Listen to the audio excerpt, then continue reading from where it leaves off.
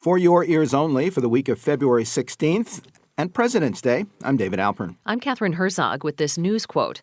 Another moment in history when we the people becomes more inclusive and our freedom more perfect.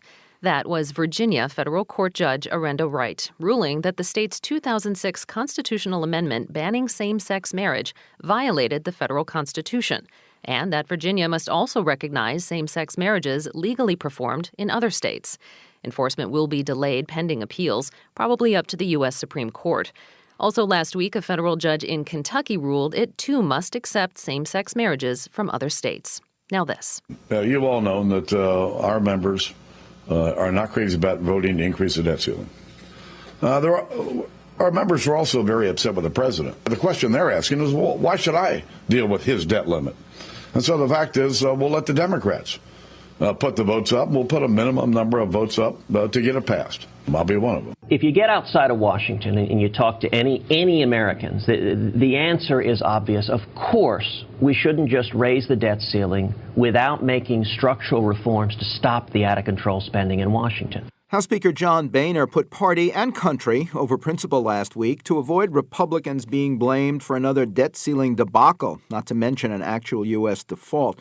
Not so Tea Party favorite Ted Cruz in the Senate, where his brief filibuster forced the two top GOP leaders, both facing conservative primary challenges, to vote with Democrats on a so-called clean bill so Washington can keep up with the nation's financial obligations. To consider the fallout from those votes on House and Senate GOP leaders, on Tea Party followers, on the midterm elections, and other developments in politics going forward, for Your Ears Only, we're joined again by Republican consultant and historian Craig Shirley, author of Reagan's Revolution, Rendezvous with Destiny, and December 1941. Welcome back. Thank you. Do you think clean passage of the debt ceiling increase will do more to re-energize Tea Party voters or encourage more moderate Republicans to run and fund their mainstream opponents? It's going to energize the Tea Party more. I've been getting anecdotal reports of fundraising activity plummeting with Republican establishment organizations and Tea Party activity going up exponentially. Problem is, of course, where do they go? Because the Tea Party is itself in constant combat with the Republican Party, of which it belongs to. So the only logical outcome for them is either field their own candidates who are more to their liking in the primaries, or create their own political party, which I think is becoming more and more of a possibility. How do you see Boehner's move affecting his reelection as Speaker in the next Congress if he still wants that very difficult position? Yeah, David, I got to believe that it's going to, if the November goes the way people expect, which is Republicans are going to pick up seats, presumably those are going to be more right of center seats. And if you look at the vote on the debt ceiling, essentially 199 House Republicans voted against him.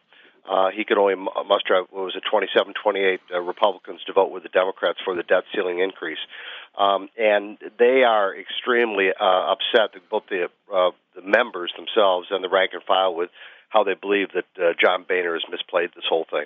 And what do you hear about the effect on Senate Minority Leader Mitch McConnell and Whip John Cornyn? I think, Catherine, any incumbent this year, any Democratic incumbent from outside of traditional Democratic strongholds, and any incumbent Republican who's associated with Washington and doesn't look like that they're pushing for reform, had better hold their pulse very closely and keep checking the pulse of the voters, because there's a lot of anger out there, and the activity all seems to be among the grassroots right now. Although conservative demands for an add-on to reverse cuts to some military pensions were rejected, it seems that a separate bill to do just that is heading through both houses. Do you see the debt ceiling vote in any way as a path to compromise on other major issues, immigration reform, minimum wage? Possibly on minimum wage. You're seeing interesting coalition among some people on the right who are suspicious of corporations anyway. Some elements of the Tea Party, along with labor and some people on the left.